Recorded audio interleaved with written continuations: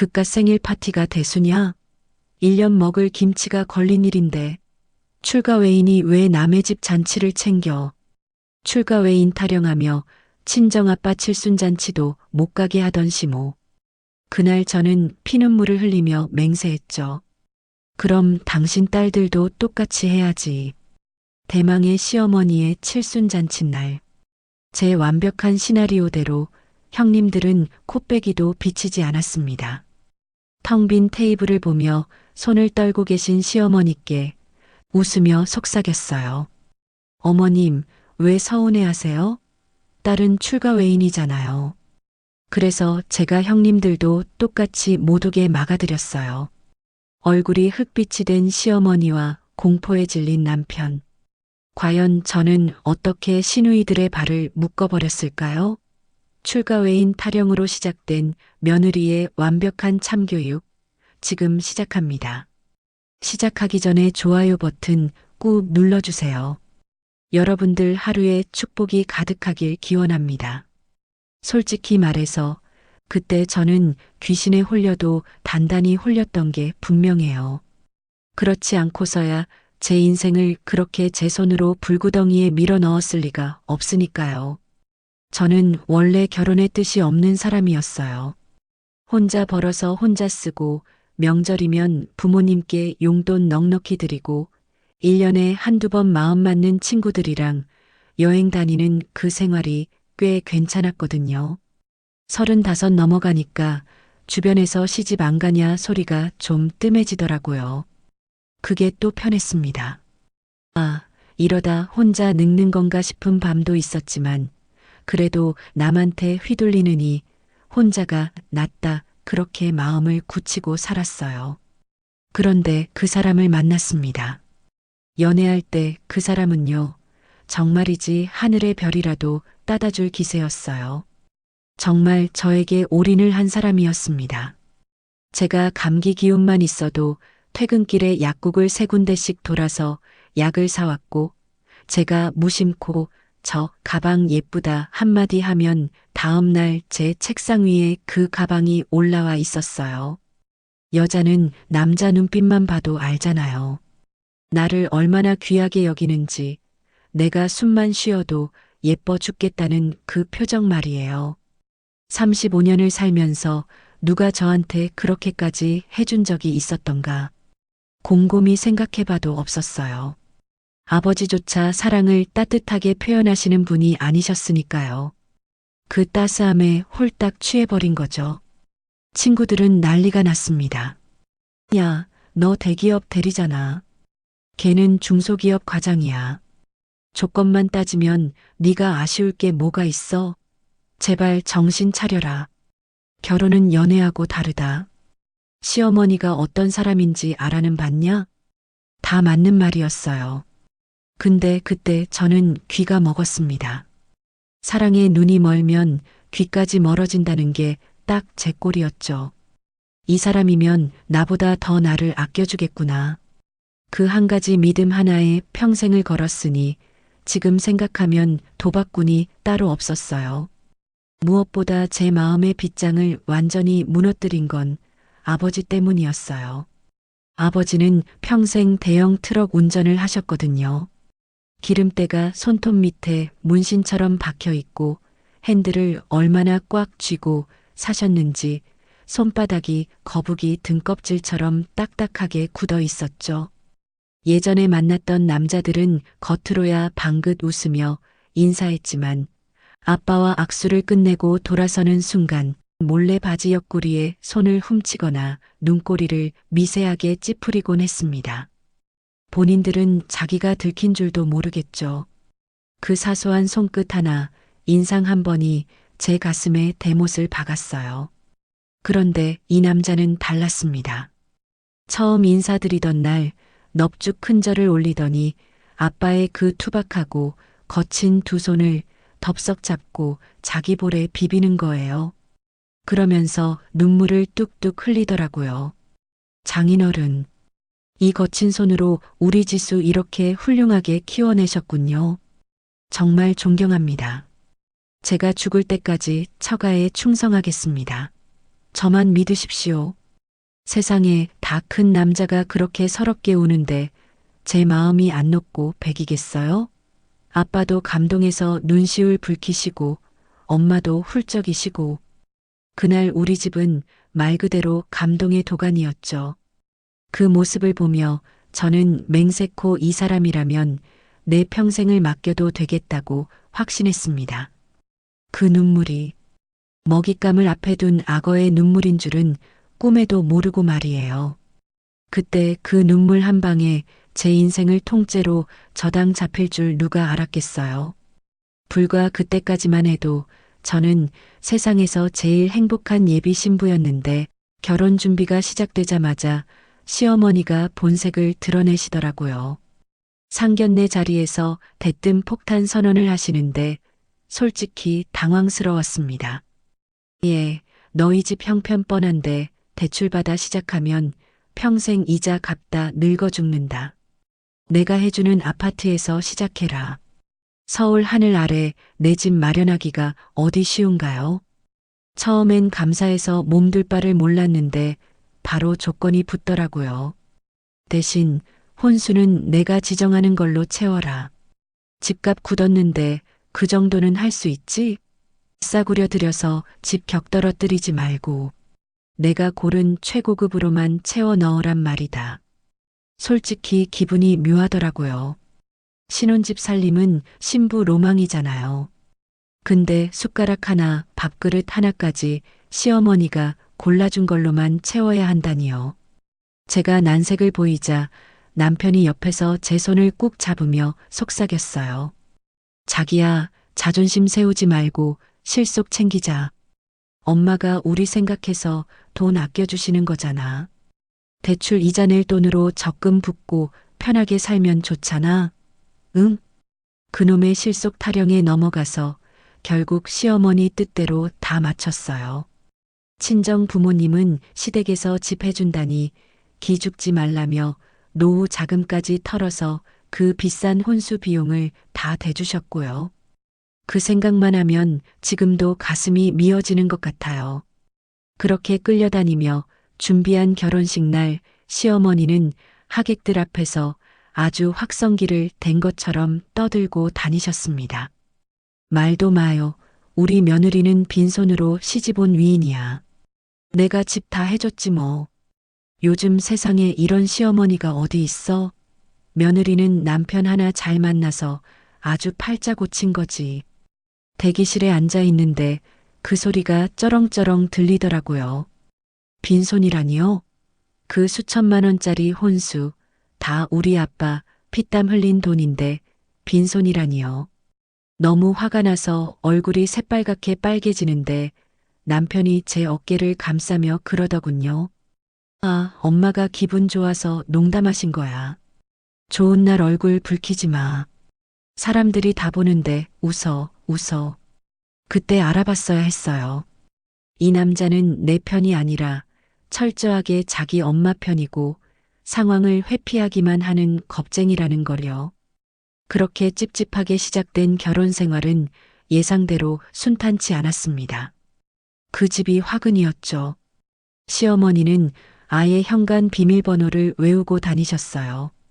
주말 아침 늦잠이라도 자고 있으면 띠띠띠띠 경쾌한 도어록 소리와 함께 시어머니가 들이닥치는 거예요. 네 명의 집 내가 오는데 뭐 어떠냐? 해가 중천인데 아직도 자빠져 자? 게을러 터져서 어디다 써먹냐? 너 우리 아들 아침밥은 해 먹이냐? 안방 문을 벌컥 열고 들어와서 이불을 확 걷어차는데 정말 심장이 떨어지는 줄 알았다니까요. 냉장고 검사는 기본이고 심지어 빨래 건조대에 널린 제 속옷까지 들춰보며 잔소리를 늘어놓으셨어요.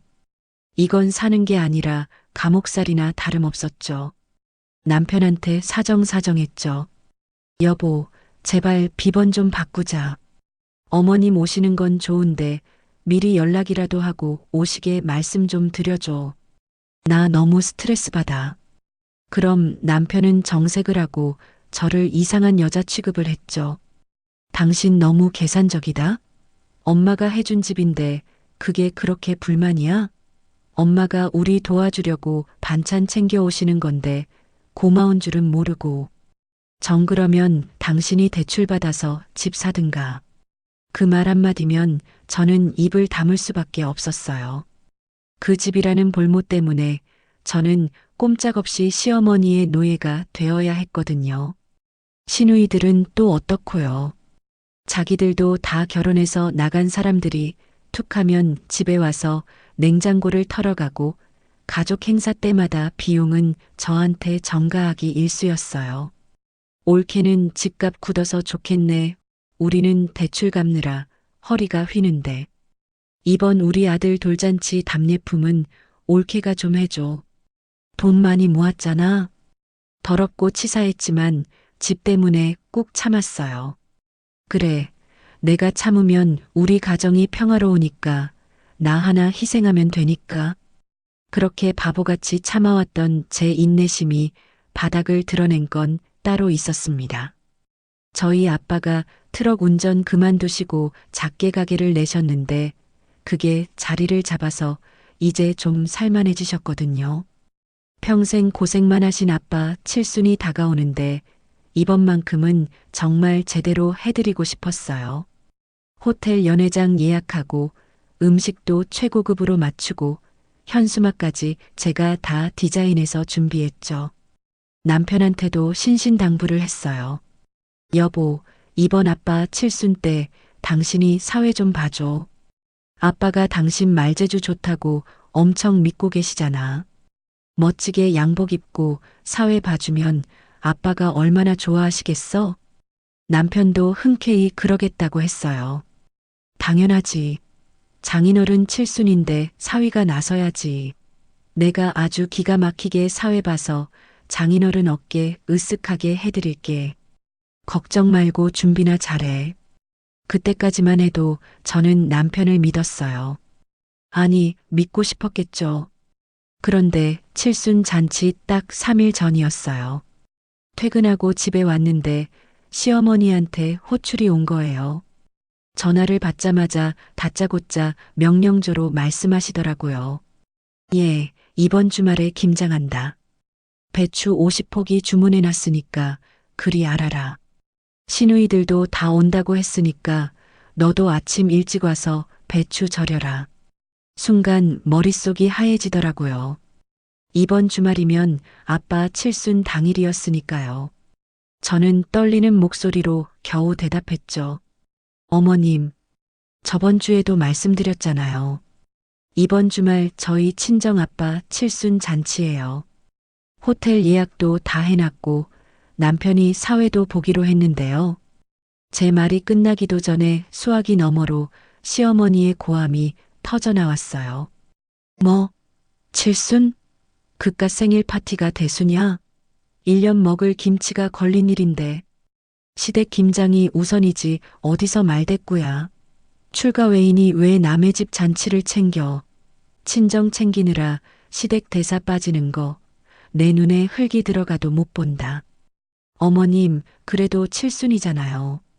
평생 한 번 있는 날인데. 시끄럽다. 정 가고 싶으면 와서 김장 50포기 다 해놓고 밤에 가든지 해라. 며느리가 돼서 빠질 생각부터 하고 아주 싹수가 노랗다 노래. 전화가 뚝 끊기는데 손이 부들부들 떨려서 견딜 수가 없었어요. 어떻게 사람한테 이럴 수가 있을까요? 사돈 칠순을 그깟 생일 파티라고 부르다니요. 너무 억울하고 분해서 눈물이 펑펑 쏟아지는데 마침 남편이 퇴근해서 들어오더라고요. 저는 남편을 붙잡고 하소연을 했습니다. 여보, 어머님이 이번 주말에 김장하러 오래. 아빠 칠순인 거 뻔히 아시면서 어떻게 이러실 수가 있어? 당신이 전화해서 말씀 좀 드려줘.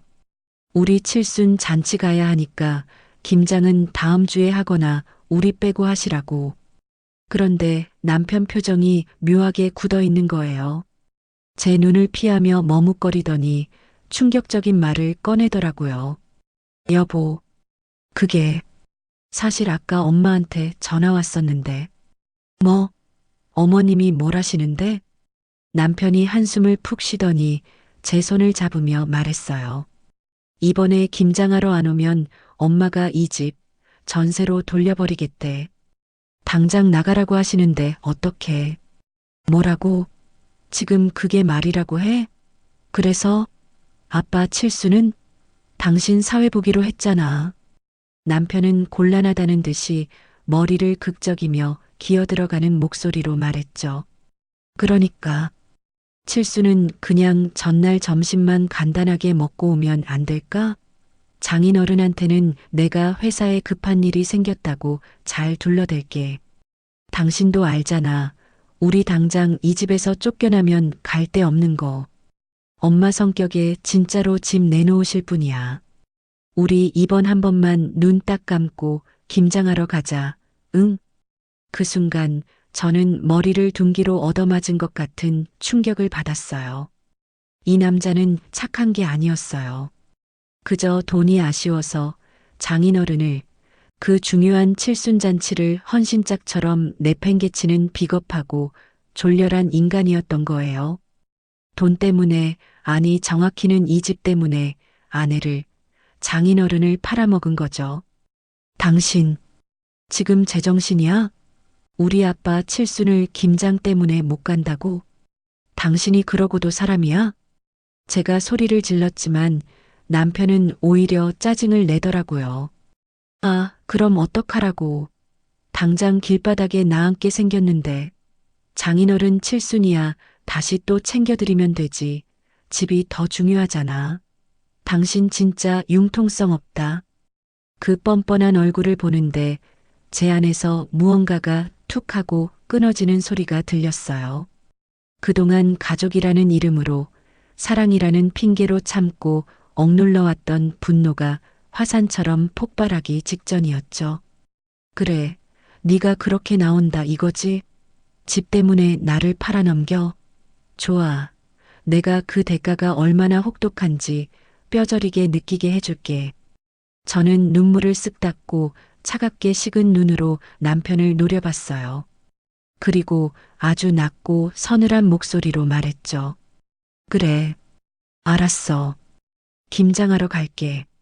대신 이 결정 후회하지 마. 남편은 제가 수긍한 줄 알고 안도의 한숨을 내쉬었지만 그건 착각이었습니다. 그 주 주말 눈앞에 쌓인 배추 50포기가 마치 거대한 산처럼 저를 내려다보고 있었습니다. 새벽 4시부터 일어나서 소금물에 배추를 절이고 씻어내는데 손가락 감각이 이미 제 것이 아닌 것 같았죠. 고무장갑 안으로 스며든 찬 기운이 뼈마디를 쑤시고 들어오는데 허리는 끊어질 듯 아파오고 다리는 퉁퉁 부어서 감각조차 없었어요. 하지만 몸이 힘든 건 아무것도 아니었어요. 제 마음은 시댁이 아닌 호텔 연회장에 가 있었으니까요. 지금쯤이면 아빠 칠순 잔치가 시작됐을 시간인데 저는 이 차가운 타일 바닥에 쪼그려 앉아 남의 집 김치나 버무리고 있다는 사실이 기가 막혀서 헛웃음만 나오더라고요. 배추 속을 넣으면서 빨간 양념을 바르는데 그게 꼭 제 속이 문드러져서 나오는 피눈물 같아 보였습니다. 오후 4시가 훌쩍 넘어서야 현관문 도어록 소리가 요란하게 울리더니 시누이들이 느긋하게 들어오더라고요. 양손 가득 쇼핑백을 들고 들어오는데 얼굴에는 기름기가 자르르 흐르고 화장은 또 어찌나 곱게 하고 왔는지 김장하러 온 사람 몰꼴이 아니었죠. 어머, 올케 벌써 김장 다 했어? 우린 어제 늦게까지 모임이 있어서 늦잠 자느라 이제 왔네. 미안해서 어쩌지? 미안하다는 말과는 다르게 바로 식탁 의자를 뺏어 앉으며 사온 커피를 홀짝거리더라고요. 작은형 님도 옆에서 거들며 휴대폰만 만지작거리고 있었고요. 언니, 올케 손 빠르잖아. 우리가 거들어봤자 방해만 되지 뭐. 근데 올케 오늘 친정 안 가? 칠순이라며? 여기 있어도 돼? 그 말을 듣는데 쥐고 있던 배추 포기를 저도 모르게 꽉 움켜쥐어서 양념 국물이 사방으로 튀었습니다. 시어머니는 그 꼴을 보고 오히려 잘 됐다는 듯이 코웃음을 치며 큰 소리로 떠드셨죠. 얘가 효부라 시댁 일 먼저 한다잖니. 친정 칠순이 대수냐. 시댁 1년 먹을 양식이 중요하지. 역시 며느리 하나는 잘 얻었어. 안 그러냐? 어머님 칭찬이 비수가 되어 가슴에 꽂히는데 시누이들은 낄낄대며 갓 버무린 김치에 수육을 싸서 자기들 입에 넣기 바빴어요. 맛있다. 엄마 손맛이 최고야. 올케네 아빠 서운하시겠네. 근데 올케가 안 가면 칠순 잔치는 누가 진행해? 딸 없는 생일 파티네. 딸 없는 생일 파티라니요. 그 말을 뱉으면서 자기들끼리 눈을 마주치고 킬킬거리는데 순간 이성이 끊어질 것 같아 고무장갑을 낀 손이 부들부들 떨리더라고요. 당장이라도 이 빨간 고무장갑을 벗어 던지고 저 식탁을 엎어버리고 싶었지만 저는 입술을 피가 나도록 깨물며 참아야 했어요. 옆에서 무채를 썰고 있던 남편을 쳐다봤지만 이 위인은 누나들 눈치를 살살 보며 고개만 푹 숙이고 있더라고요. 누나들, 그만 좀 해. 사람 민망하게 왜 그래. 기어들어가는 목소리로 겨우 한마디 하는데 그게 저를 위한 변호라기보다는 그냥 상황을 모면하고 싶은 비겁한 중얼거림으로밖에 안 들렸습니다. 남편은 저랑 눈도 못 마주치고 계속 무만 썰어대는데 그 꼴이 어찌나 한심하고 밉던지 손에 쥐고 있던 배추를 남편 얼굴에 문대버리고 싶은 충동을 억눌렀죠. 해가 다 지고 저녁이 되어서야 그 지옥 같은 김장이 끝났어요. 허리를 펴는데 우두둑 소리가 나고 온몸에서 파스 냄새가 진동을 하더라고요. 시어머니는 김치통을 챙겨가는 시누이들 배웅하느라 저한테는 수고했다는 말 한마디 없이 등만 보이고 계셨고요. 저는 씻지도 못한 채 옷만 대충 갈아입고 허겁지겁 친정집으로 차를 몰았습니다. 운전대를 잡은 손이 덜덜 떨리고 눈앞이 흐려져서 몇 번이나 눈을 벅벅 문질러댔죠. 친정집 현관문을 열고 들어서는데 집안이 너무 조용해서 숨이 막힐 것 같았어요. 거실 불은 꺼져 있고 식탁 위에 켜진 작은 스탠드 불빛 아래 아빠가 혼자 앉아 계시더라고요. 엄마는 속상해서 몸져 누우셨는지 안방에서 인기척이 없었고 식탁 위에는 반쯤 남은 케이크랑 소주 한 병, 그리고 말라 비틀어진 안주 몇 개가 덩그러니 놓여 있었죠. 잔치는 취소하고 집에서 조촐하게 드신 모양인데 그 쓸쓸한 뒷모습을 보니까 가슴이 갈갈이 찢겨나가는 것 같더라고요. 아빠가 인기척을 느끼고 고개를 돌리시는데 술기운에 얼굴이 붉게 달아오르셨으면서도 저를 보고 환하게 웃으시는 거예요. 어이구, 우리 딸 왔냐? 우리 입맛엔 집밥이 최고지 뭐. 호텔 밥보다 엄마가 해준 밥이 더 맛있어서 둘이 배 터지게 먹었다. 난 괜찮다. 정말 괜찮아. 아빠의 거짓말에 눈물이 핑 돌았습니다. 평생 트럭 운전하며 고생만 하신 우리 아빠 칠순 잔치 한번 제대로 해드리고 싶었는데 딸년 잘못 떠서 그 좋은 날 혼자 소주잔 기울이게 하다니요. 아빠의 그 투박한 손이 소주잔을 만지작거리는데 저는 더 이상 서 있을 수가 없어서 그 자리에 무릎을 꿇고 엎드려 오열을 토해냈어요. 아빠, 미안해. 정말 미안해. 내가 죄인이야. 흑흑. 바닥을 치며 통곡하는 제 등을 아빠가 가만히 다가와서 토닥여 주셨습니다. 그 거칠고 딱딱한 손길이 제 등 위로 느껴지는데 아빠 목소리가 물기에 젖어 떨리고 있었어요. 네가 무슨 죄냐? 사돈 어른이 너무한 거지. 다 안다. 우리 딸 마음 다 알아. 사위는 바빠서 못 온 거지? 괜찮다. 일하다 보면 그럴 수도 있는 거지. 울지 마라. 내 새끼 눈 붓는다. 끝까지 제 탓 안 하시고 못난 사위까지 감싸주시는 아빠를 보면서 저는 결심했죠. 이 눈물 절대 잊지 않겠다고요. 오늘 우리 아빠 칠순을 망친 대가, 내 가슴에 대못을 박은 대가, 피눈물 흘리게 만든 그 인간들에게 반드시 아주 처절하게 되돌려주겠다고 맹세했어요. 그날 밤 집에 돌아와서 씻지도 않고 일기장을 펼쳤습니다. 볼펜을 쥔 손에 힘이 너무 들어가서 종이가 찢어질 정도였어요. 붉은색 펜으로 꾹꾹 눌렀었죠. 아빠 칠순, 시댁 김장 백포기, 시누이들의 조롱, 남편의 방관, 아빠의 뒷모습, 절대 용서하지 않는다. 마지막 문장에 마침표를 찍는 순간 제 안에 무언가가 차갑게 식으면서 동시에 뜨겁게 타오르는 걸 느꼈어요. 다음 날부터 저는 완전히 다른 사람이 되었습니다. 겉으로는 세상 둘도 없는 순종적인 며느리 코스프레를 시작했죠. 시어머니가 무슨 말을 해도 토를 달지 않았거든요. 네, 어머님. 말씀하신 대로 할게요. 형님, 제가 다 치울게요. 어서 들어가세요.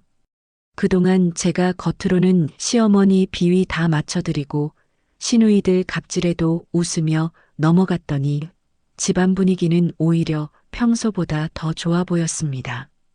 남편도 제가 이제야 현실에 적응했다고 착각했는지 퇴근하고 오면 저한테 슬쩍 다가와서 등도 두드려주고 가끔은 과일도 깎아주며 안쓰러운 척을 하더라고요. 여보, 고생 많지? 엄마 성격이 좀 그렇잖아. 당신이 잘 받아줘서 내가 얼마나 고마운지 몰라. 사랑해. 그 입 빨린 소리를 듣는데 속이 울렁거려서 토할 뻔한 걸 몇 번이나 참았는지 몰라요. 사랑? 고마움? 그렇게 말하면서도 정작 중요한 순간에는 뒤로 숨어버리는 주제에 그게 무슨 사랑이고 고마움이에요. 속으로는 비웃으면서도 겉으로는 살갑게 대답했죠. 아니야, 내가 더 잘해야지. 어머님 칠순도 다가오는데 이번엔 진짜 제대로 준비해드리고 싶어.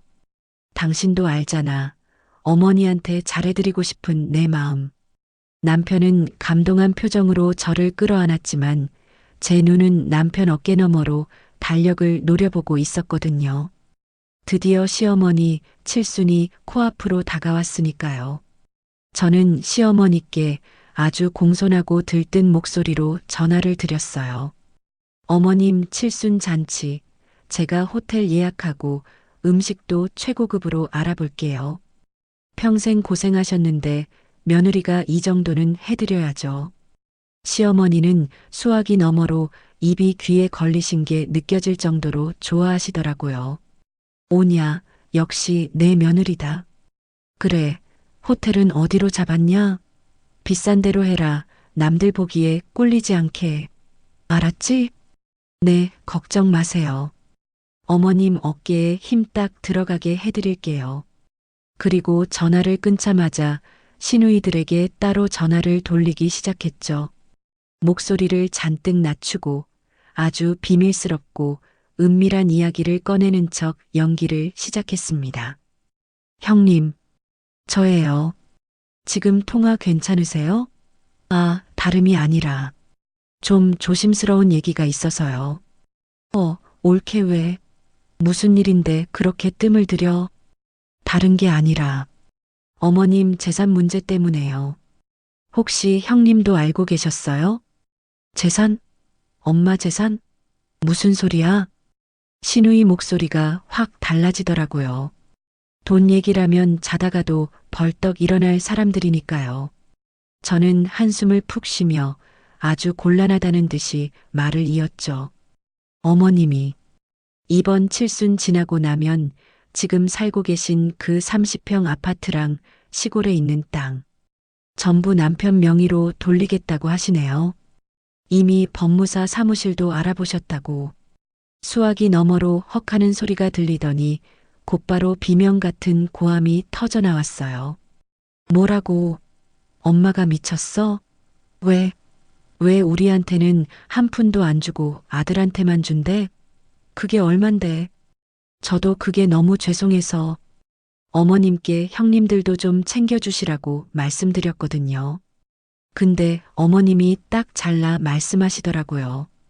출가 외인 딸들한테 줘봤자 남의 집 재산 된다고.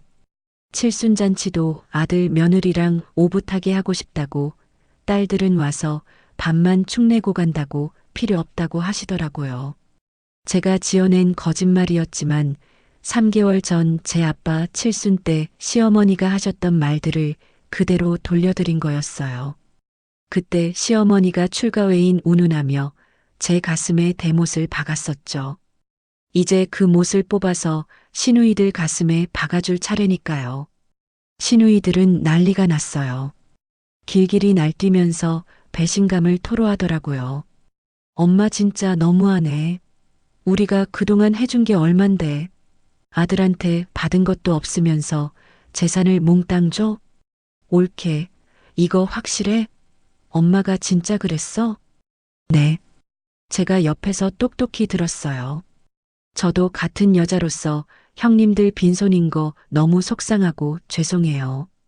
그래서 말인데, 형님, 이번 칠순 잔치 때 좀 강하게 나가셔야 할 것 같아요. 강하게? 어떻게? 저는 목소리를 더 낮추고 결정적인 제안을 던졌죠. 이번 칠순 잔치에 다들 불참하시는 건 어때요? 어머님께 딸들의 빈자리가 얼마나 큰지 충격요법을 좀 주시는 거죠. 딸들이 없으니까 잔치가 얼마나 썰렁하고 초라한지 직접 느끼게 해드려야 해요. 불참하라고? 잔칫날? 네. 그때 어머님이 외로워하고 섭섭해 하실 때 제가 옆에서 은근슬쩍 바람 잡을게요. 어머님 역시 딸들이 있어야 잔치가 살죠?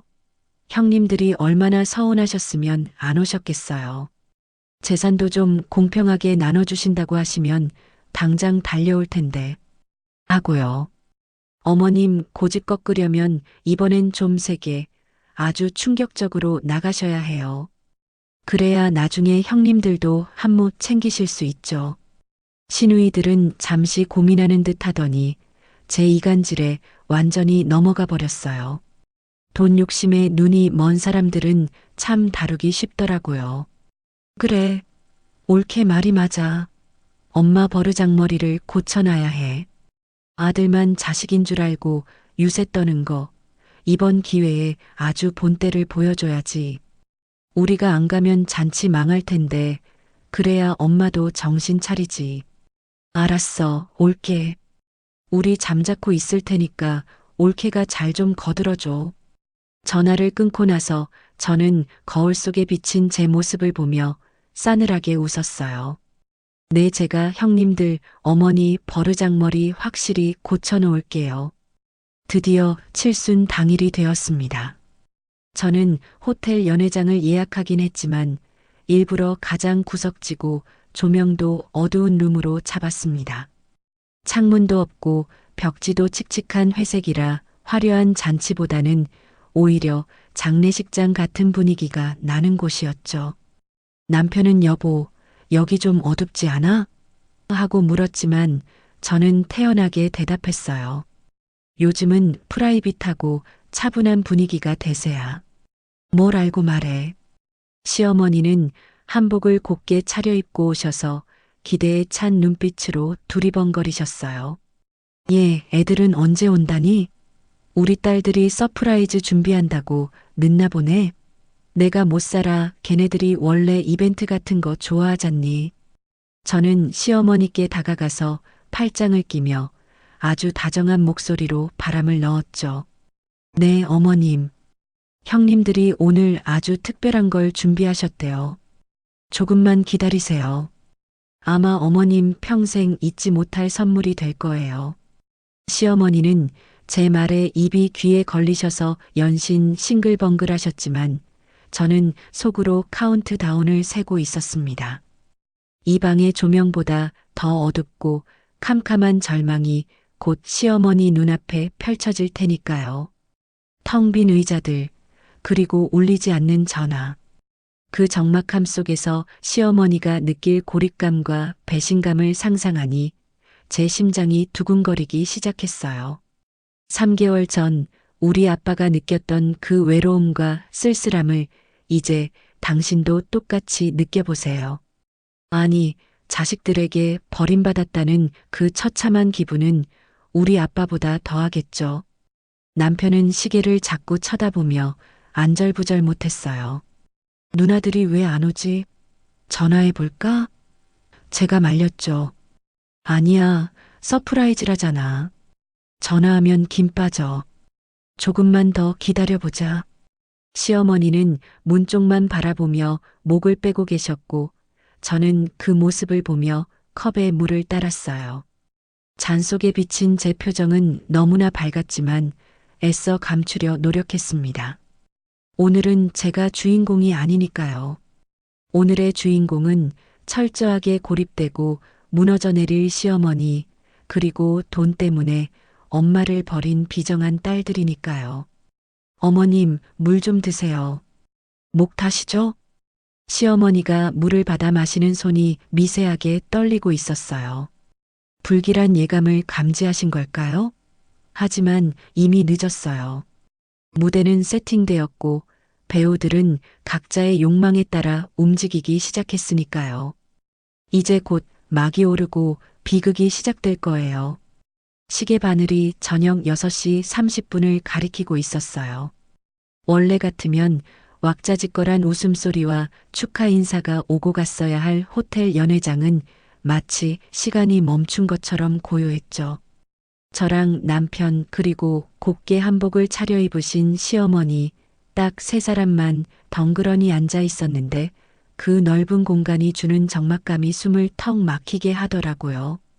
에어컨 돌아가는 소리마저 크게 들릴 정도로 정적이 감돌았고 시어머니는 초조함을 감추지 못하고 자꾸만 입술을 깨물며 물을 들이키셨어요. 30분이 지나도록 시누이들은 코빼기도 비치지 않고 연락조차 없었으니까요. 시어머니가 테이블복 끝자락을 손으로 쥐어뜯으며 신경질적인 반응을 보이셨습니다. 예, 애들은 도대체 언제 온다니? 전화 좀 해봐라. 무슨 사고라도 난 거 아니냐? 서프라이즈라더니 사람 피 말리려고 작정했나? 저는 핸드폰을 드는 신용만 하고 통화 버튼은 누르지 않았어요. 어차피 받을 리가 없다는 걸 알고 있었으니까요. 제가 미리 시누이들에게 절대 전화 받지 마라. 그래야 충격요법이 먹힌다고 신신당부를 해뒀거든요. 시어머니가 애가 타서 발을 동동 구르는 모습을 보면서 저는 속으로 쾌재를 불렀죠. 3개월 전 우리 아빠 칠순 잔치 때 제가 느꼈던 그 막막함과 절망감을 시어머니도 조금이라도 맛보길 바랐으니까요. 어머님, 전화를 안 받으시네요?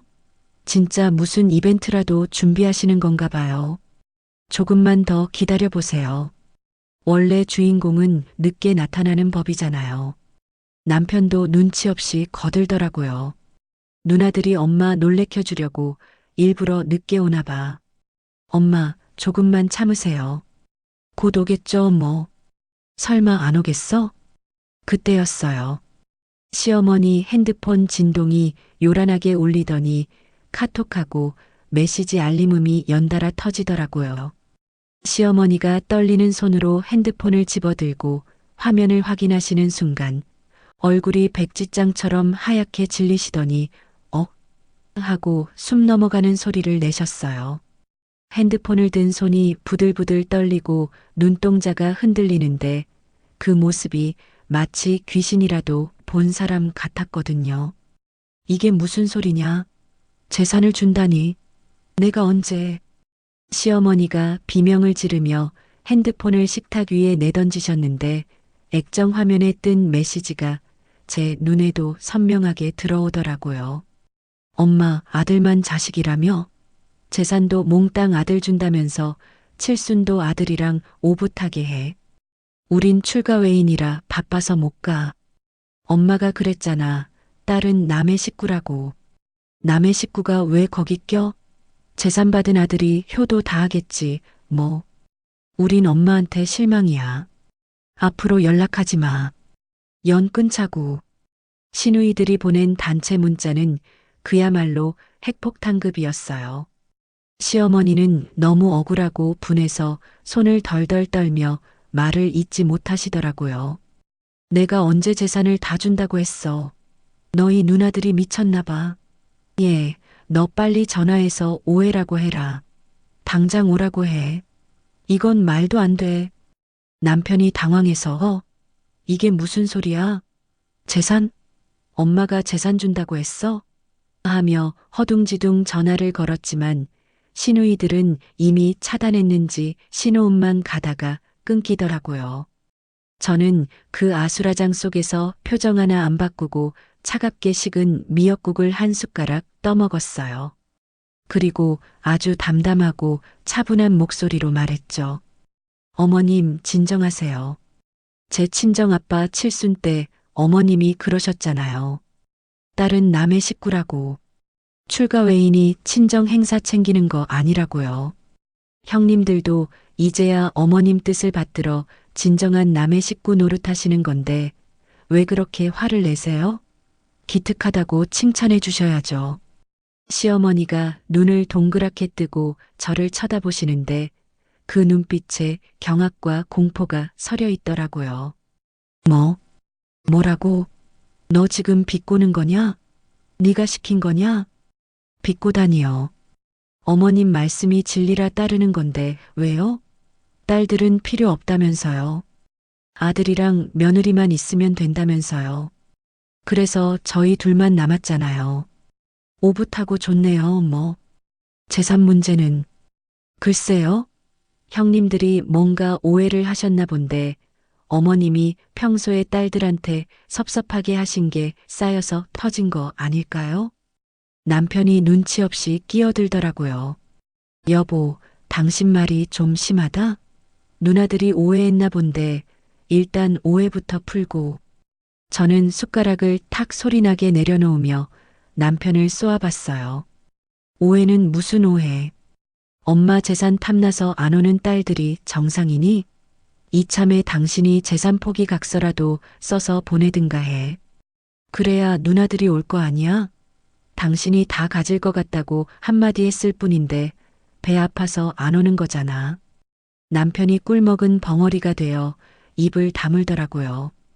그때 연회장 문이 벌컥 열리더니 제가 초대한 진짜 손님들이 등장했어요.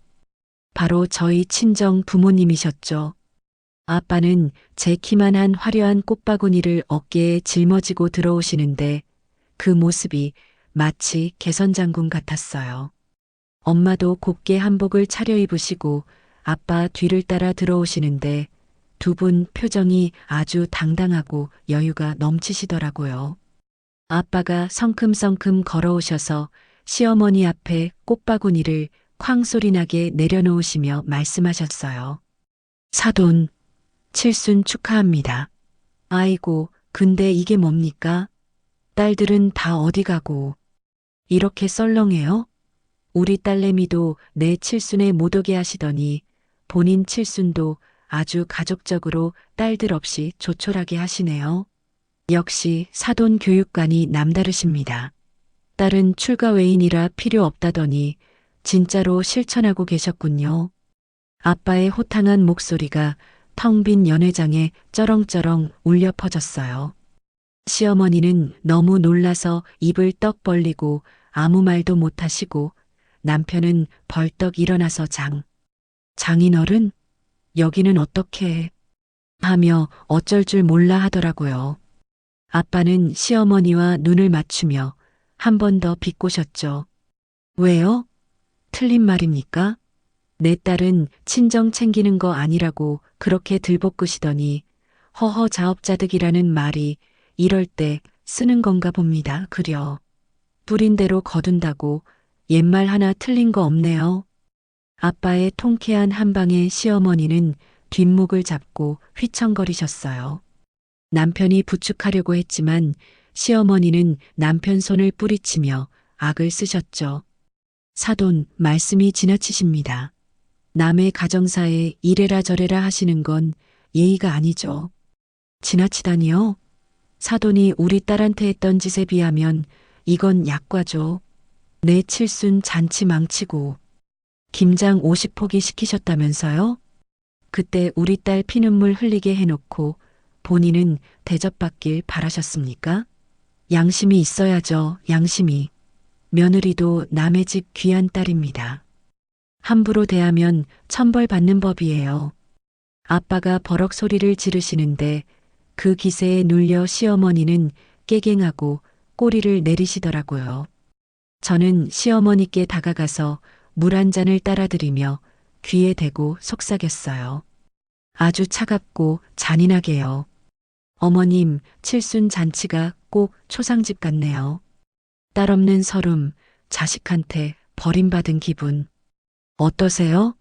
3개월 전 우리 아빠가 느꼈던 그 기분. 늦었지만 이제라도 뼈저리게 느끼셔서 다행이에요. 앞으로 기대하세요. 이건 시작에 불과하니까요. 시어머니는 공포에 질린 눈으로 저를 올려다보셨어요. 마치 처음 보는 낯선 사람을 보는 듯한 눈빛이었죠. 저는 그 눈빛을 피하지 않고 똑바로 마주보며 방긋 웃어드렸어요. 생신 축하드려요, 어머님. 케이크 커팅 하셔야죠? 딸들은 없지만 며느리가 있잖아요. 호호.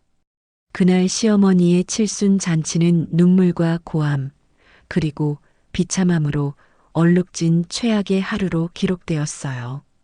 시어머니는 화병이 나서 밥도 제대로 못 드시고 알아누우셨고 남편은 구석에서 쭈그려 앉아 눈치만 보고 있었으니까요. 하지만 저에게는 그리고 우리 아빠에게는 그 어떤 잔치보다 통쾌하고 시원한 사이다 같은 날이었죠. 이제 판은 뒤집혔습니다. 더 이상 당하고만 사는 바보 같은 며느리는 없어요. 이 지옥 같은 집구석에서 제가 어떻게 살아남고 어떻게 저들을 짓밟고 일어서는지 똑똑히 지켜봐 주세요. 시어머니 칠순 잔치가 그야말로 폭망하고 나서 집안 꼴이 아주 볼만해졌습니다. 그날 밤 시어머니는 뒷목 잡고 쓰러지셔서 응급실 갈 뻔했다가 겨우 정신 차리고 집에 누워 계신다더라고요. 하지만 제 속은 10년 묵은 채증이 싹 내려간 것처럼 시원했죠. 그런데 며칠 뒤 예상했던 대로 시누이들이 저희 집으로 쳐들어왔어요. 현관문 부서질 듯이 두드리는 소리에 나가보니 형님 둘이 도끼 눈을 뜨고 서 있더라고요. 옳게 문 열어. 당장 나와. 네가 감히 우리를 속여? 엄마 재산 막내한테 다 준다는 거 거짓말이라며. 형님은 들어오자마자 제 멱살을 잡을 기세로 달려들었어요. 이거 완전 사기꾼 아니야? 우리한테 거짓말해서 엄마 칠순 망치게 하고 지네 친정 식구들 불러서 엄마 망신 주고. 너 제정신이니? 거실 바닥에 핸드백을 내동댕이 치면서 악을 쓰는데 예전 같으면 제가 무서워서 벌벌 떨었겠지만 이제는 상황이 달라졌잖아요. 저는 아주 느긋하게 소파에 앉아서 다리를 꼬고 팔짱을 꼈어요.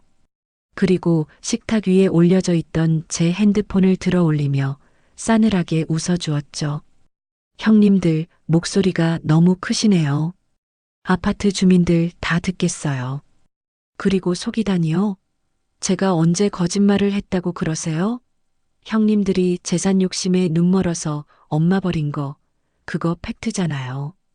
뭐, 인연이 말 다 했어? 우리가 언제 버렸어? 네가 이간질했잖아.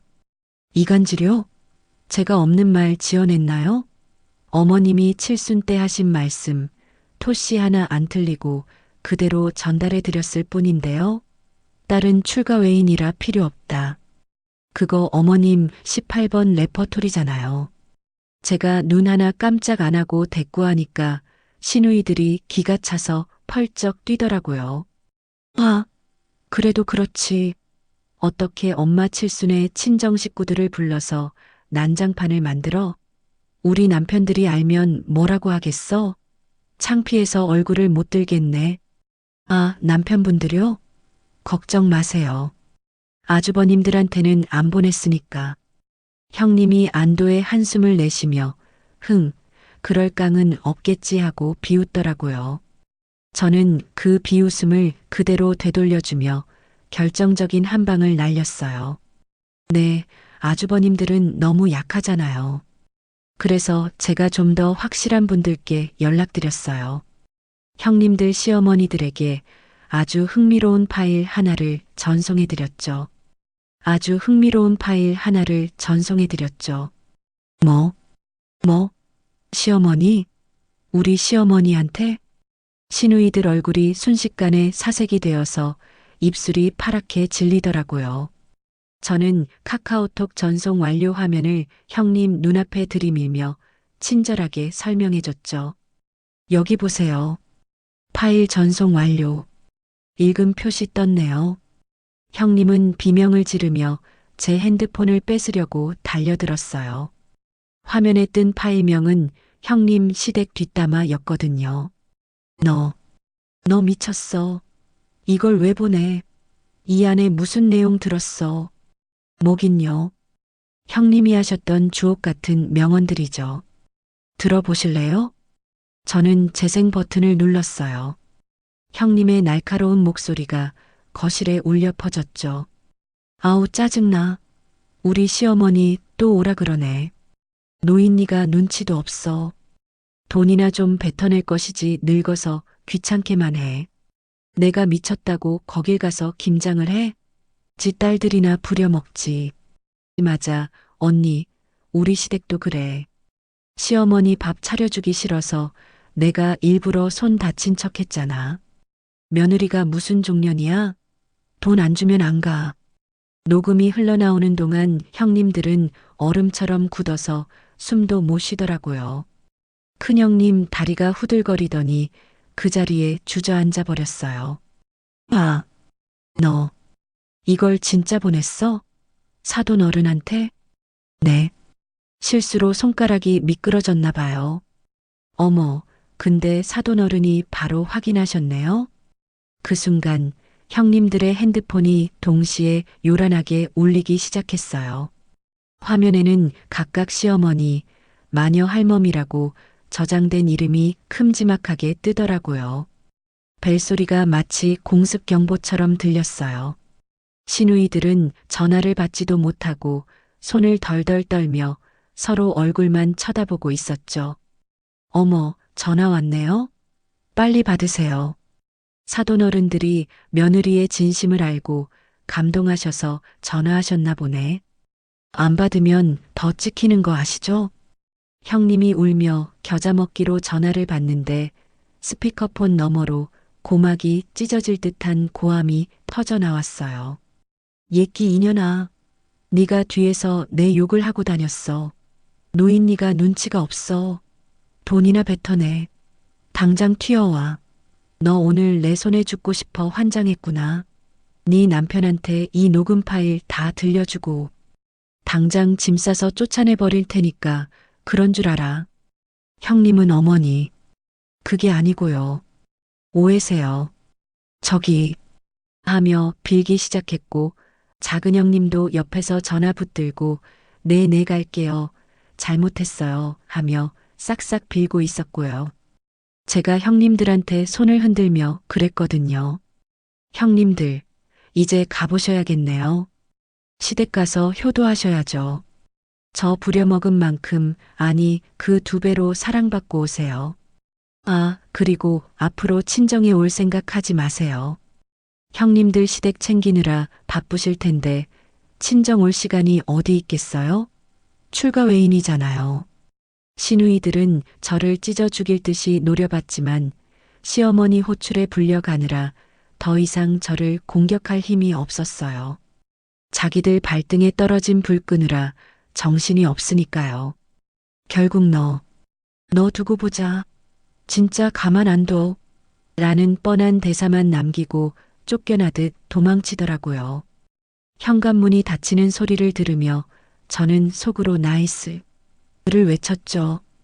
그날 저녁 퇴근하고 들어온 남편은 집 안 분위기가 심상치 않다는 걸 감지했는지 눈치를 살살 보더다고요. 저는 식탁에 마주 앉아 남편에게 선전포고를 했어요. 여보, 나 할 말 있어. 잘 들어. 뭔데? 누나들 왔다 갔다며. 괜찮아? 누나들 이제 바빠서 우리 집 못 올 거야. 시댁 가서 효도하느라 정신없을 거거든. 그리고 당신도 이제 선택해. 시댁 행사는 당신 혼자 가. 제사든 명절이든 생신이든. 당신네 집 일은 당신이 알아서 챙겨. 나는 우리 부모님 챙길 거니까. 남편은 눈이 휘둥그레져서 숟가락을 떨어뜨렸어요. 뭐, 그게 무슨 소리야? 며느리가 시댁 행사를 안 간다는 게 말이 돼? 엄마가 가만히 계시겠어? 가만히 안 계시면 어쩔 건데? 또 집 내놓으라고 협박하시게? 그래, 내놓으라 그래. 어차피 내 명의도 아닌데 내가 왜 거기에 목매야 해? 그리고 당신 잊었나 본데. 우리 아빠 칠순 때 당신 안 갔잖아. 당신은 처가 행사밥 먹듯이 빠지면서 나한테만 강요하는 거, 그거 양심 없는 짓 아니야? 나도 이제 똑같이 할 거야. 미러링이라고 들어봤어? 가는 말이 고와야 오는 말이 곱지. 아니, 그때는 상황이 어쩔 수 없었잖아. 상황? 웃기지 마. 당신은 그냥 비겁했던 거야. 누나들도 봐. 이제 걔네들도 진짜 며느리 노릇 좀 해봐야 정신 차리지. 당신도 효자 노릇하고 싶으면 당신 몸으로 때워. 나 팔아먹지 말고.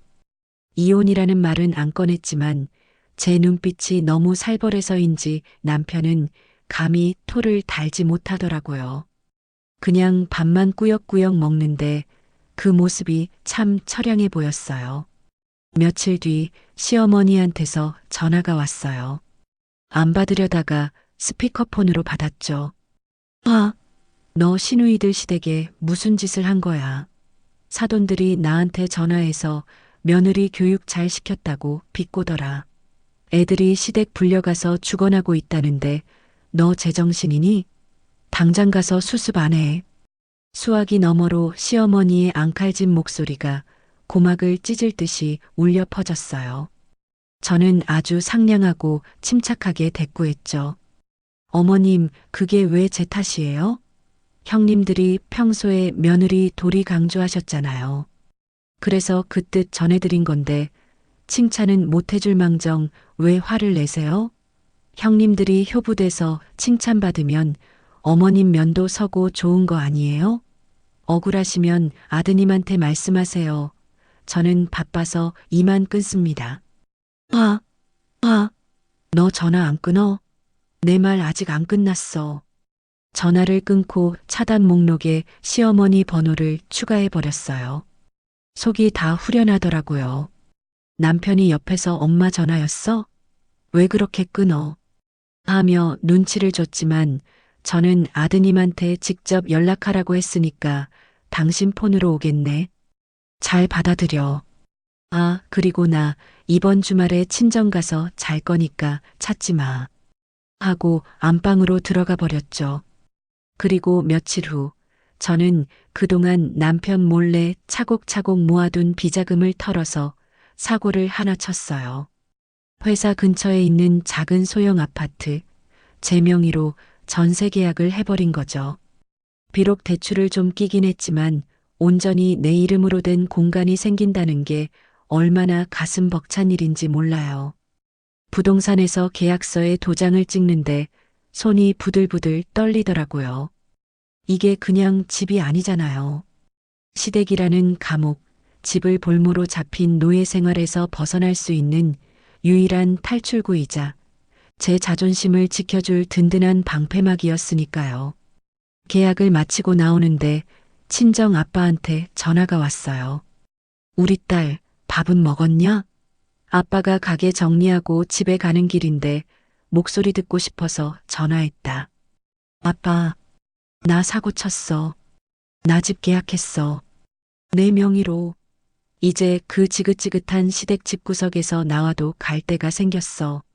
잠시 침묵이 흐르더니 아빠의 떨리는 목소리가 들려왔어요. 그래. 잘했다. 장하다 내 새끼. 그동안 맘고생 많았지? 이제 누구 눈치도 보지 말고 기죽지도 말고 당당하게 살아라. 아빠가 있잖아. 무슨 일 생기면 아빠한테 바로 달려와. 아빠가 우리 딸 지켜줄게. 돈 필요하면 말만 해. 아빠가 가게 팔아서라도 보태줄 테니까. 아빠의 그 한마디에 꾹 참았던 눈물이 터져 나왔어요. 길거리에서 펑펑 울면서 다짐했죠. 이제 다시는 바보처럼 당하고 살지 않겠다고. 형님들을 시댁 지옥으로 보낸 것처럼 저도 제 인생의 주도권을 확실하게 잡고 흔들 거예요. 남편도 시어머니도 그 누구도 내 인생을 좌지우지하게 두지 않을 거예요. 제가 계약한 그 작은 아파트가 저에게는 궁궐보다 더 크고 아늑한 성처럼 느껴지더라고요. 이제 남은 건 이 사실을 알게 될 남편과 시댁 식구들의 반응을 즐기는 일뿐이겠죠? 지켜봐 주세요. 제가 얼마나 더 독하게 그리고 더 우아하게 이 집구석의 서열을 정리해 나가는지 말이에요. 인생사 세옹지 말하더니 딱 저에게 맞는 말이었습니다. 시어머니 칠순 잔치를 뒤집어 엎고 시누이들을 시댁 지옥으로 보내버렸을 때만 해도 저는 승리감에 도취해 있었거든요. 이제야 내 인생의 봄날이 오는구나. 이제는 꽃길만 걷겠구나 싶었죠. 하지만 그 달콤한 승리의 맛은 그리 오래가지 못했어요. 마치 신이 너 너무 자만하지 마라 하고 경고라도 하듯이 더 큰 시련이 파도처럼 밀려오기 시작했으니까요. 사건의 발단은 남편의 사업이었습니다. 남편이 다니던 회사를 그만두고 퇴직금이랑 대출까지 영끌해서 프랜차이즈 치킨집을 차렸거든요. 처음엔 대박 날 거야. 두고 봐. 내가 사장님 소리 듣게 해줄게 하며 큰 소리 쳤지만 현실은 냉혹하더라고요. 본사의 갑질이 시작된 거예요. 인테리어 비용을 강제로 떠넘기고 원가도 안 남는 재료를 비싸게 강매하고 심지어 근처에 똑같은 브랜드 가게를 또 내주는 만행을 저지르더라고요. 결국 남편 가게는 파리만 날리다가 1년도 못 버티고 문을 닫게 되었죠. 가게 보증금은 밀린 월세로 다 까먹고 남은 건 산더미 같은 빚뿐이었어요. 집안에는 하루가 멀다 하고 빨간 딱지가 붙을까봐 전전긍긍하는 날들이 이어졌어요. 남편은 빚 독촉 전화에 시달리느라 피가 말라갔고 저한테 생활비 한 푼 못 가져다 주는 주제에 술만 퍼마시고 들어와서 주사를 부리더라고요. 그래도 부부라고 제가 어떻게든 수습해 보려고 적금 통장까지 깰까 고민했는데 남편이 먼저 선수 쳐서 시어머니한테 달려갔더라고요. 당연히 엄마니까 아들이 죽게 생겼는데 도와주실 거라고 믿었겠죠. 하지만 돌아온 대답은 충격 그 자체였어요. 남편이 축 처진 어깨로 집에 들어와서 현관에 주저앉아 펑펑 울더라고요. 여보, 엄마가 돈 없대. 뭐, 돈이 없어? 어머님 아파트도 있고 땅도 있잖아. 그걸로 융통 좀 해달라고 하지 그랬어? 내가 말했지. 제발 살려달라고 이번 한 번만 도와주면 내가 평생 갚겠다고 빌었어. 근데 엄마가 뭐라는 줄 알아? 돈 없다. 네 누나들 챙겨줘야 한다 그러시더라. 순간 멍해지더라고요. 이게 무슨 소리인가 싶었죠. 알고 보니 제가 칠순 잔치 때 뿌려놓은 씨앗이 엉뚱한 열매를 맺은 거였어요. 그때 제가 시누이들한테 엄마가 재산 다 아들 준대요라고 거짓말을 했잖아요. 그 때문에 시누이들이 배신감에 치를 떨며 시어머니한테 발길을 끊겠다고 협박을 했고 시어머니는 겁을 먹으신 거예요. 딸들이 진짜로 등 돌릴까봐 그리고 사돈댁에 약점 잡힌 딸들이 불쌍해서 쌈짓돈을 딸들한테 다 찔러주신 거죠. 거기다 제가 보낸 녹취록 때문에 시누이들이 시댁에서 공경에 처하자 시어머니가 사돈들 눈치 보느라 위로금 명목으로 돈을 또 보내셨나 봐요. 결국 아들 사업 자금으로 들어갈 돈이 딸들 입막음 비용으로 다 새어나간 셈이죠. 이걸 자업자득이라고 해야 할지 아니면 운명의 장난이라고 해야 할지 쓴웃음만 나오더라고요. 하지만 진짜 불행은 따로 있었어요. 남편 뒷바라지하랴, 회사 다니며 가장 노릇하랴, 시댁이랑 전쟁 치르랴. 제 몸이 견디지 못하고 비명을 지르기 시작한 거예요. 목이 자꾸 붓고 피로가 풀리지 않아서 그냥 스트레스 때문이려니 하고 넘겼는데 건강검진 결과가 청천벽력 같았어요. 갑상선암입니다. 초기긴 하지만 크기가 좀 있고 위치가 안 좋아서 수술하셔야 합니다. 의사 선생님의 그 건조한 한마디가 사형 선고처럼 들리더라고요. 암이라니. 내가 암이라니. 진료실을 나와서 병원 복도 의자에 앉아 한참을 멍하니 있었죠. 눈물도 안 나오더라고요. 그냥 허탈하고 억울하고 내 인생이 너무 불쌍해서 가슴만 먹먹해졌어요. 핸드폰을 들어 남편한테 전화를 걸었어요. 그래도 남편이니까 내가 아프다는데 걱정해주겠지 하는 신락 같은 기대를 안고 말이에요. 여보, 나 병원이야. 검사 결과 나왔는데. 아, 또 병원 타령이야? 병원비 아깝게 거길 왜 자꾸 가?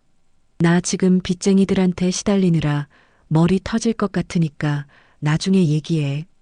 제 말이 끝나기도 전에 전화가 끊겨버렸어요. 수화기를 들고 있는 손이 부들부들 떨리더라고요. 내가 무슨 말을 하려는지 듣지도 않고 돈 타령만 하는 저 인간이 내 남편이라니. 와이프가 죽을 병에 걸렸는데 위로는커녕 짜증부터 내는 저 인간을 믿고 평생을 살아야 한다니.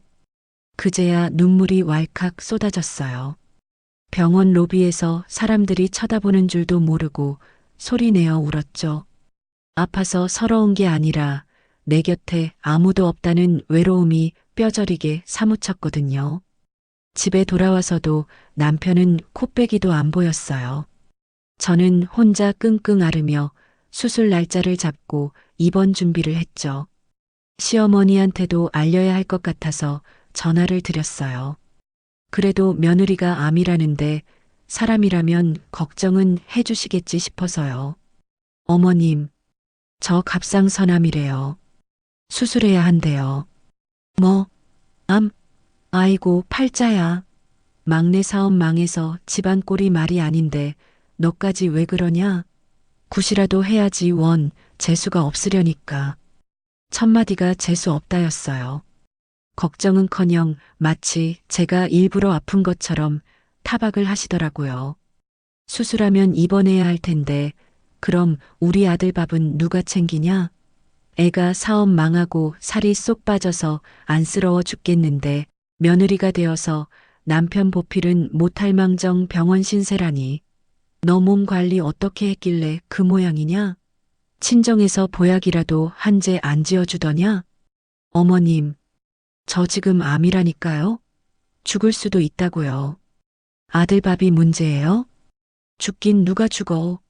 갑상선암은 암도 아니라더라. 네 시누이들 시댁 가서 고생하는데 너만 병원에서 편하게 누워 있으려고. 전화를 끊고 나서 한참 동안 웃었어요. 실성한 사람처럼 깔깔대고 웃었죠. 이게 가족인가요? 며느리는 아파도 죄인이고 죽을 병에 걸려도 아들 밥 차려주는 기계일 뿐인가요? 이 집구석 사람들에게 저는 인간이 아니라 소모품에 불과했던 거예요. 쓰다 버리면 그만인 건전지 같은 존재. 그날 밤 남편이 술에 잔뜩 취해서 들어왔어요.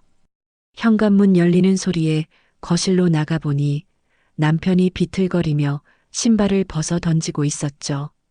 눈이 풀려서 저를 보더니 대뜸 소리를 지르더라고요. 아, 너 엄마한테 전화해서 징징거렸다며? 아픈 게 유세야? 나 지금 죽고 싶은 심정인데 너까지 왜 이래? 여보, 나 암이라잖아. 수술해야 한다잖아. 당신 와이프가 수술실 들어가는데 그게 징징거리는 거야? 아, 몰라. 갑상선암, 그거 별거 아니라며. 엄마 말이 맞아. 너 꾀병 부리는 거 아니야? 뭐, 재수없게 진짜. 너는 짐이야, 짐. 내 인생에 도움이 안 돼. 남편이 넥타이를 풀어서 바닥에 패대기 치며 침을 퇴뱉었어요. 그 모습을 보는데 제 안에서 무언가가 와르르 무너져 내리는 소리가 들렸어요. 그건 사랑도 미련도 희망도 아니었어요. 제가 그동안 이 가정을 지키려고 아등바등 버텼던 마지막 자존심이 무너지는 소리였죠. 아, 끝이구나. 이 남자와는 정말 끝이구나. 내가 아무리 노력해도, 내가 피를 토하며 쓰러져도 이 사람은 나를 봐주지 않겠구나. 오히려 짐짝 취급하며 내다버리겠구나. 몸은 암세포가 갉아먹고 있고 마음은 남편의 막말에 난도질 당해서 너덜너덜해진 기분이었어요. 바닥까지 추락한다는 게 이런 걸까요? 더 이상 내려갈 곳도 없는 깊은 어둠 속에 혼자 남겨진 기분. 남편은 소파에 널브러져서 코를 골며 자기 시작했고 저는 식탁 의자에 앉아 밤새도록 그 코 고는 소리를 들으며 지옥을 경험했죠. 하지만 아이러니하게도 그 절망의 끝에서 이상한 오기가 생기더라고요. 이렇게 죽을 순 없다는 오기. 내가 누구 때문에 암에 걸렸는데, 내가 누구 때문에 이 고생을 했는데, 저 인간들 좋은 꼴 보라고 내가 죽어? 천만에. 절대 그렇게는 안 되지. 반드시 살아서 건강하게 보란 듯이 일어나서 너희들이 나를 버린 걸 땅을 치고 후회하게 만들어줄 거야. 그리고 내 인생에서 너희들을 도려낼 거야. 암덩어리처럼 말이야.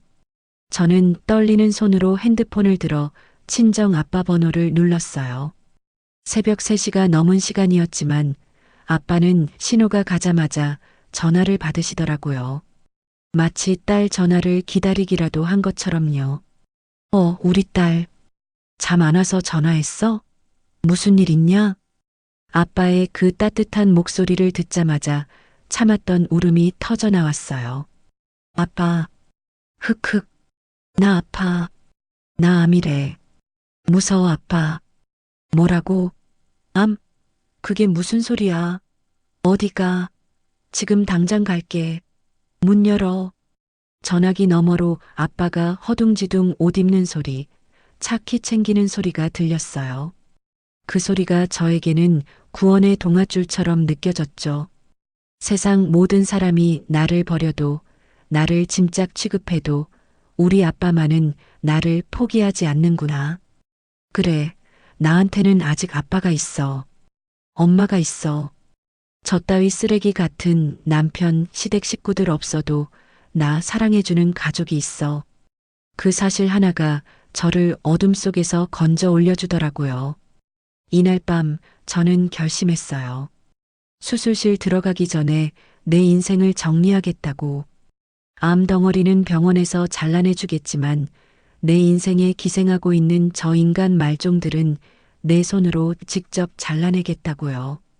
그게 수술보다 더 아프고 피가 튀는 과정일지라도 저는 기꺼이 칼을 들 준비가 되어 있었어요. 갑상선암 수술을 3일 앞둔 날이었어요. 입원 가방을 싸면서 저는 마음속으로 또 다른 짐을 정리하고 있었죠. 바로 제 인생 최대의 오점이자 족쇄였던 남편이라는 인간 말이에요. 남편은 여전히 빚독촉에 시달리느라 제 수술은 안중에도 없었고 시어머니는 제가 아프다는 핑계로 김장 못하러 온다고 난리를 피우고 있었거든요. 예, 너 암이라면서 김장은 못해도 김치값은 보내야지. 며느리가 돼서 뻔뻔하게 누워만 있으려고. 전화 너머로 들리는 그 소름 끼치는 목소리에 저는 더 이상 참을 인내심이 남아있지 않았어요. 그날 저녁 남편이 술 냄새를 풀풀 풍기며 들어오자마자 저는 식탁 위에 서류 봉투 하나를 툭 던졌어요. 이게 뭐야? 또 병원비 청구서야? 남편이 짜증 섞인 목소리로 봉투를 열어보는데 그 안에서 나온 건 이혼 소장과 재산 분할 합의서였죠. 남편 눈이 휘둥그레지더니 술이 확 깨는 것 같더라고요. 이혼? 야, 너 지금 제정신이야? 내가 사업 망해서 죽겠는데 이혼하자고? 너 진짜 독하다 독해. 독한 건 당신이지. 와이프가 암 수술 받는데 병원비 아깝다고 징징거리는 놈이 남편이야? 그리고 이거 잘 읽어봐. 당신 빚은 당신 몫이고 내 재산은 건드리지 마. 위자료 청구 안 하는 것만 해도 고맙게 생각해. 뭐? 내 재산? 네가 무슨 재산이 있어. 이 집도 엄마 명의고 적금도 다 깨서 내 빚 갚았잖아. 웃기는 소리 하고 있네. 남편이 비웃으며 서류를 바닥에 내동댕이 쳤어요. 저는 아주 차분하게 등기권리증 하나를 꺼내서 보여줬죠. 바로 제가 얼마 전 계약한 그 소형 아파트 등기 필증이었어요. 이거 보여? 내 명의로 된 아파트야. 그리고 우리 아빠가 가게 정리한 돈 내 통장에 다 넣어주셨어. 당신 빚 갚으라고? 천만에. 내 수술비랑 노후 자금이야. 당신은 땡전 한 푼 못 가져가. 남편 얼굴이 순식간에 하얗게 질리더라고요. 그제야 상황 파악이 됐는지 무릎을 꿇고 제 다리를 붙잡고 매달리기 시작했어요. 여보, 여보, 잘못했어. 내가 미쳤었나 봐. 제발 이혼만은 하지 말자. 응? 나 지금 빚쟁이들한테 쫓겨서 갈 데도 없는데. 당신마저 버리면 나 죽어. 죽든 말든 내 알 바 아니야. 당신 엄마한테 가서 살려달라고 해. 아, 참. 어머님 돈 없으시다며? 누나들 챙기느라 당신 버리셨다며? 그럼 길바닥에 나앉든가. 제가 차갑게 뿌리치자 남편은 엉엉 울면서 바짓가랑이를 잡고 늘어졌어요. 그 모습이 어찌나 찌질하고 한심해 보이던지 정이란 정은 다 떨어지고 혐오감만 들더라고요.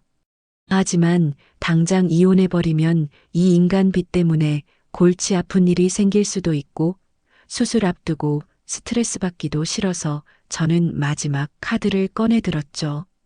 좋아. 이혼은 보류해 줄게. 대신 조건이 있어. 이 각서에 도장 찍어. 제가 미리 준비해둔 각서를 내밀었어요. 내용은 아주 간단하지만 남편에게는 노예계약이나 다름없는 것들이었죠. 경제권 완전 이양, 남편의 통장, 카드, 공인인증서 등 모든 경제권은 아내에게 귀속된다. 시댁 지원 일절 금지, 본가 및 누나들에게 단돈 10원이라도 지원할 시 즉시 이혼 및 위자료 1억 원 청구. 가사노동 분담, 아내의 요양기간 동안 모든 집안일 청소, 빨래, 요리 등은 남편이 전담한다. 재산권 포기, 아내 명의의 아파트 및 친정지원금에 대해 일절 권리를 주장하지 않는다. 빚 상환 책임, 남편의 개인 빚은 본인이 알아서 해결하며 아내에게 전가하지 않는다. 남편은 손을 벌벌 떨면서 각서를 읽어내려갔어요. 여보, 이건 너무 심하잖아. 내가 무슨 머슴도 아니고. 싫어? 그럼 지금 당장 나가. 법원에서 보자. 제가 단호하게 나오니까 남편은 울며 겨자 먹기로 도장을 찍었어요. 그 도장이 찍히는 순간 저는 속으로 쾌재를 불렀죠. 이제 이 집안의 주인은 나야. 너희들은 내 발밑에 있는 거라고. 그렇게 각서를 받아들고 저는 수술실로 들어갔어요.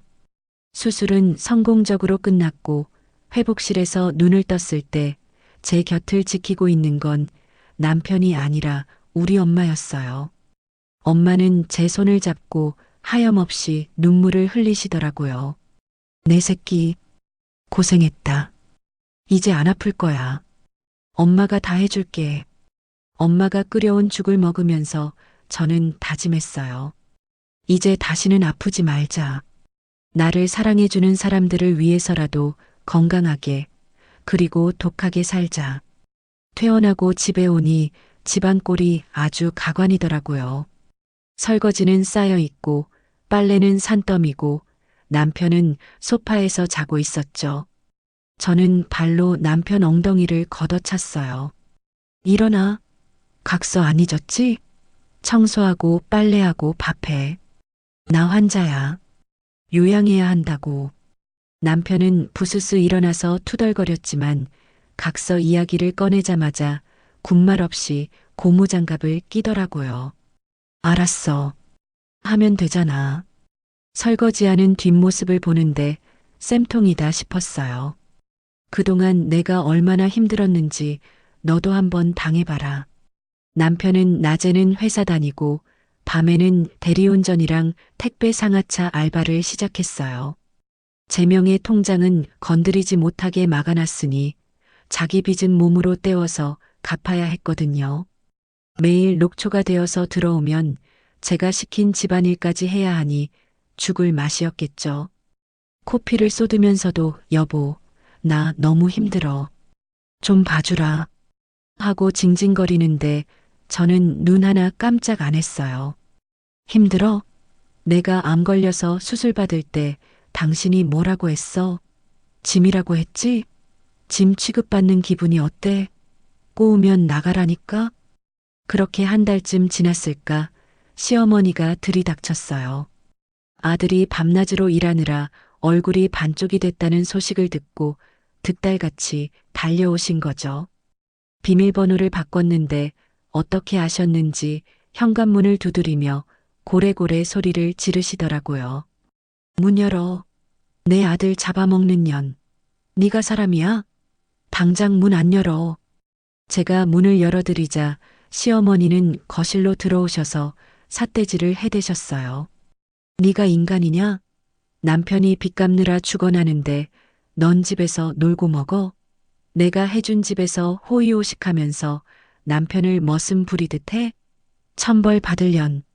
저는 아주 여유롭게 소파에 앉아서 남편이 써준 각서를 탁자 위에 펼쳐놓았어요. 그리고 싸늘하게 웃으며 말했죠. 어머님, 진정하세요. 이거 보이세요? 아드님이 직접 쓰고 도장 찍은 각서예요.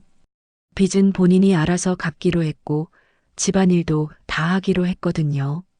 제가 시킨 게 아니라 본인이 자처한 거예요. 뭐, 각서?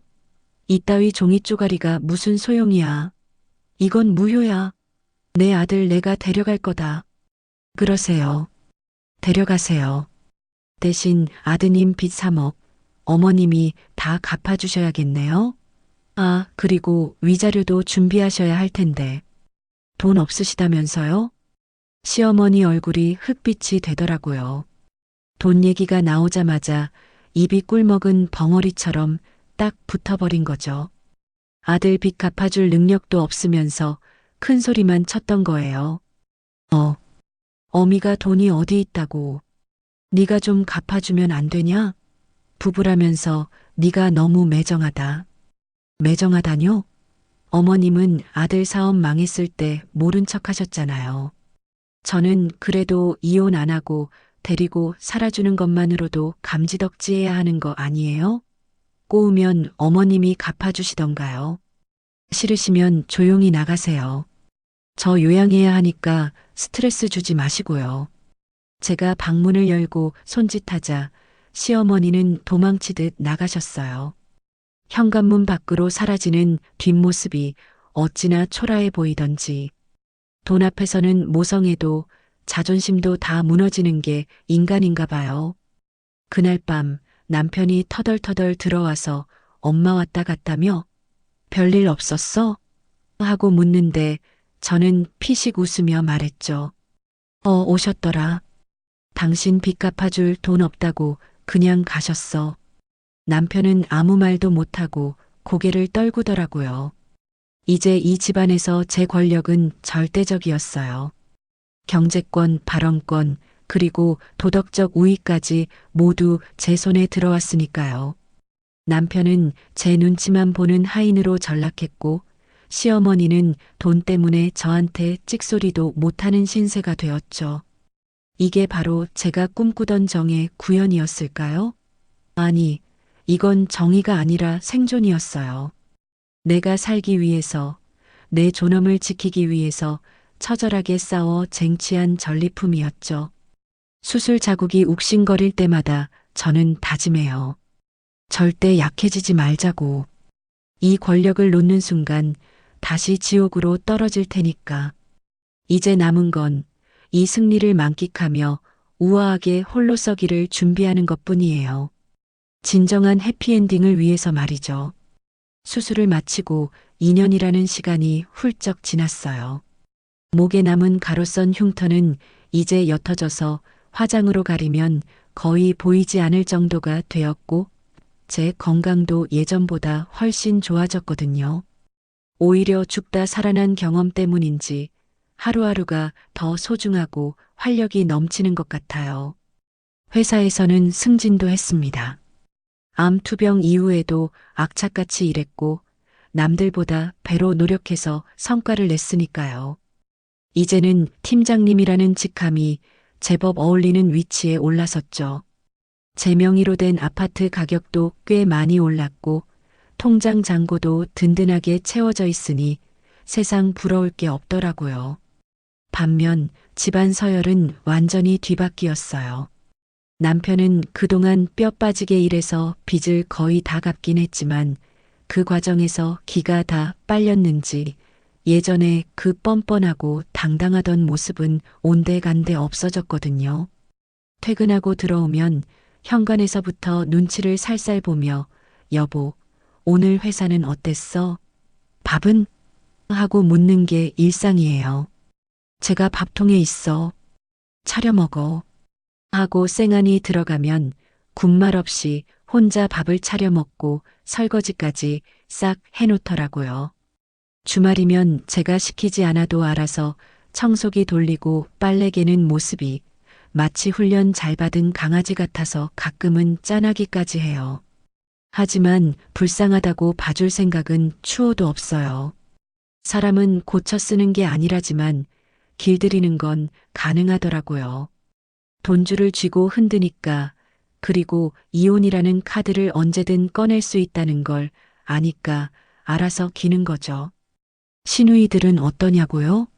그 난리를 치고 나서 시댁에 끌려가 호된 시집살이를 당했는지 아니면 자기들 살기 바쁜 건지 저희 집엔 발길을 뚝 끊었어요. 가끔 명절 때나 억지로 얼굴 비추는데 예전처럼 저한테 갑질하거나 돈 뜯어내려는 수작은 꿈도 못 꾸죠. 오히려 제가 형님 시댁에선 사랑받으세요? 김장 200포기 하신다면서요? 하고 웃으며 물으면 얼굴이 사색이 돼서 응, 바빠서 하고 말끝을 흐리더라고요. 시어머니는 더 가관이에요.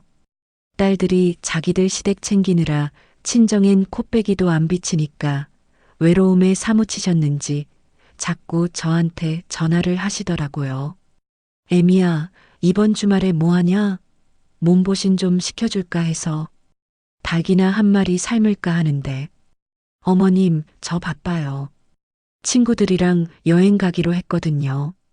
닭은 자식들 불러서 드세요. 아, 그러냐. 애들이 다 바쁘다니 나 원참. 나 요즘 몸도 안 좋고 해서 요양병원 알아보고 있는데 은근슬쩍 요양병원 이야기를 꺼내며 제 반응을 살피시더라고요. 돈도 없고 딸들도 안 챙겨주니 며느리한테 얹혀 살고 싶으신 거겠죠. 하지만 저는 아주 단호하게 선을 그었어요. 3년 전 제 가슴에 대못을 박았던 그 말을 그대로 돌려드리면서요. 어머님, 요양병원은 비싸잖아요. 그리고 딸들이 있잖아요. 출가 외인이라도 엄마가 아픈데 모르는 척 하겠어요? 저는 남의 식구라서 빠지겠습니다. 시어머니는 아무 말도 못하고 그래, 알았다 하며 힘없이 전화를 끊으셨어요. 그 목소리가 처량하게 들렸지만 동정심은 일도 생기지 않았어요. 뿌린 대로 거두는 법이니까요. 그리고 드디어 우리 아빠의 진짜 칠순 잔치날이 다가왔어요. 그 난리통에 제대로 챙겨드리지 못했던 게 한이 되어서 이번엔 제가 아주 작정하고 성대하게 준비했거든요.